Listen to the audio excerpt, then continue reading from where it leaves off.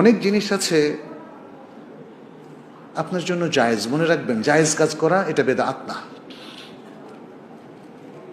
রাসূল সাল্লাল্লাহু আলাইহি সাল্লামের যখন কোনো অস্থিরতা, টেনশন দেখা দিত বা বালা মুসিবত, তিনি সালাত পড়তেন না? সালাত পড়তেন। তারপরে বেলালকে তিনি বলতেন, আরেহনা বিহা ইয়া বেলাল, বেলাল সালাত দিয়ে আমাদেরকে শান্ত করো, সালাত দিয়ে আমাদেরকে শান্ত করো।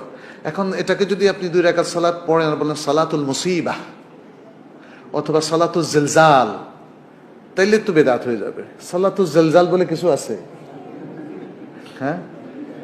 মানে আপনাকে বুঝতে হবে যে আমি আল্লাহমুখী হয়ে গেলাম যে কোনো একটা বৈধ পন্থায়।